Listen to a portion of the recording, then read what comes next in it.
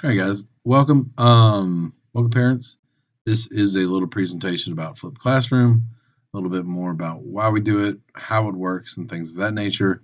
By this point, you have seen your son or daughter coming in and taking notes and doing things like that and talking about it, I'm sure.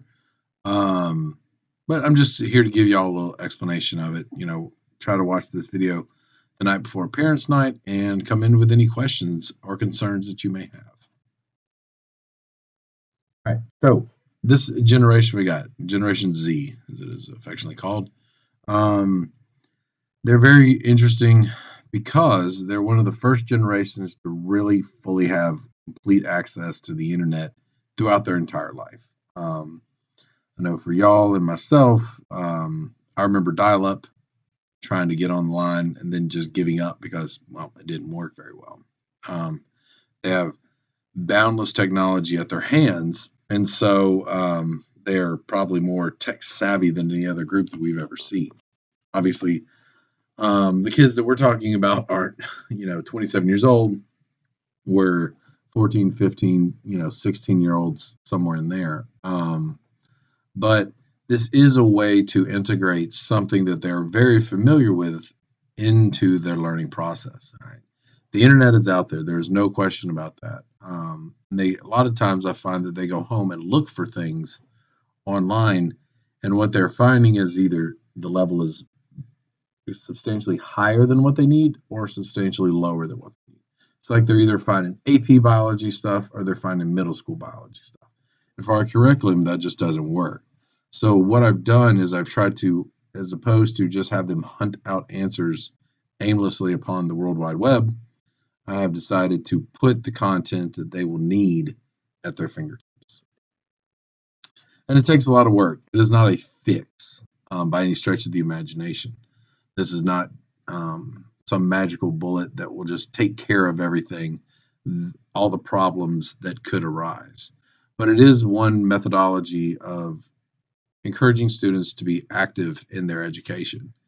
It really puts the earnestness on them to do the work as opposed to sage on the stage or this very much Socratic method where I stand up and just talk for 30, 40 minutes and then they go home and try to do their homework. So, the principles behind Flipped Classroom and at its most basic level is things that were done as homework are now done as classwork. And things that were done in class, lectures primarily, are going to be done at home. Now, as you've seen, it is not like a lecture a night. This is, I think, I've totaled uh, 10 lectures online over the 13 weeks of this term. And it'll probably be about the same next term, probably be about the same term three. All right. It sounds so simplistic, but it's really not. All right. It requires a lot out of me to be able to create these PowerPoints, put them out there, post them, make sure everything's looking good, everything's done well to a high caliber. I usually spend somewhere between an hour to maybe two recording videos, editing videos, and then producing them and putting them online for the kids to see. So this is a good quote. Well, I'm glad that education seems to be jumping on board with this model. The concern that a lot of people concerns are that we just kind of, all right, here's the lecture. All right, now I'm just going to give you a bunch of worksheets throughout the day. And yes, they do have online assignments, and yes, they do have, accessory stuff, worksheets that they will be doing. But that is not all that they do. Because what now I am able to do is to walk around and help them as they do these exercises and as they do these, online labs and or actual labs and things like that. We have already done two to actually probably by the time of parents night, we have done three or four labs already in class. Now, these are not super intense labs. We're not, blowing stuff up or anything like that, but we are actually doing many more hands-on activities, freeing the time up where I'm not just lecturing for two out of the four class periods of the week allows us to do more and do see more. And this, I teach a subject science that allows for a lot of fun hands-on things. Like I can't show them an atom but I can show them polarity of water and adhesion and cohesion, things like this.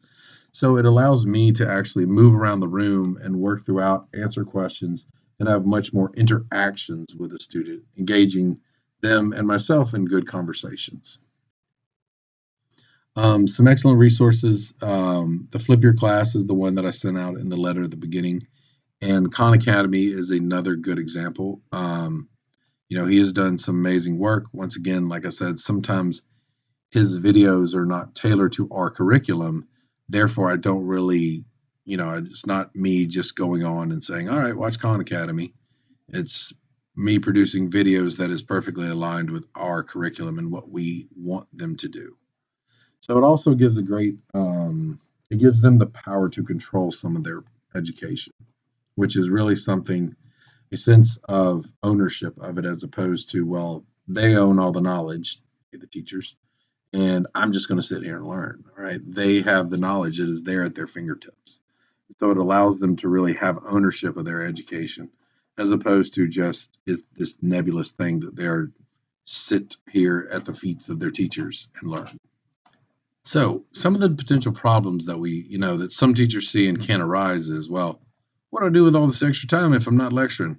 Well, great for us. We're doing labs, we're doing experiments, we're doing things that are fun and engaging to the students. Um, the teaching model or modality of teaching changes considerably, but I especially after 18 years, am perfectly okay with that. It is no longer like as I previously mentioned, sage on the stage. It is much more about them working and them being engaged with the material, with the learning, and things like that. We discuss the videos, we talk about them, the activities, all that kind of stuff that will be done in class. All right, so here's kind of a little basic model of the flipped classroom. Like I said, as opposed to us sitting up here and doing the old school notes and everything like that, we're actually doing experiments. We're engaging the students. They're allowed to work in groups. We have projects more often and things of this nature. We do still have the video lectures, like especially for biology, is still just this mass transfer of information. So those are all done at home. But what that allows us to do is to do more things in class that engage and activate the child's learning as opposed to just, like I said, sitting there and taking notes after notes. I'm going to put on the screen a couple of examples of notes that have been used in the class and what students are doing. I like to allow the students to come up with their own method. Some like to write with their computers on them. Some like to print the notes and then watch the videos and write on paper and pencil. And then some just do kind of quote unquote old school notes where they write down all the words and kind of add in things here and there. So it is very much up to the student what works best for them because ultimately they have to have something that they can use to review the test, see for the material that they'll need to review for their test, quizzes, or whatever the case may be.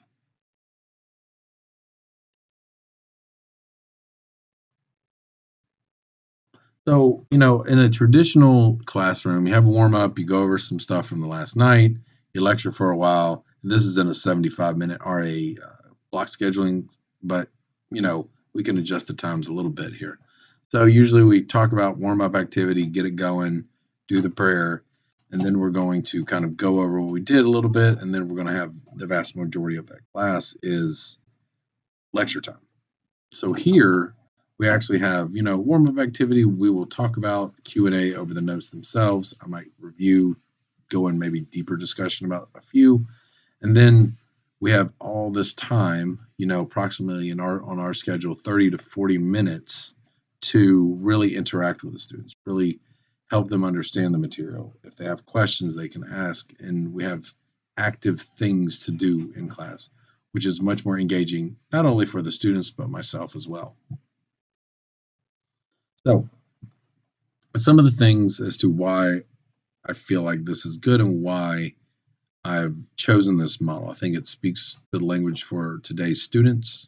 It also helps very busy students. A lot of your students play sports inside and outside of Marist. They do copious amounts of things. They may be out for this, that, or the other. They will never miss a lecture, notes, or anything like that because they will always be posted online. It also helps students that are a little bit slower taking notes because they can pause me whenever they want to. They can watch it, like, I really didn't get that. I'm going to watch it again. And they can also come in and talk to me about the notes that, and the struggles that they were having with certain topics. It increases the student teacher interaction because now I'm not just talking at them for 40 minutes, 50 minutes. I'm talking with them and using that time period to really allow me to understand what they need and for them to express what they need. And we find a happy medium between that. Now, why we should or should not change, it's not just because we think it's cutting edge, we think it's easier. A lot of people are doing it now. It exempts me from doing notes, lecturing, and being a quote unquote good teacher. What I have felt in my time doing flipped classroom is allows me to be a much better teacher.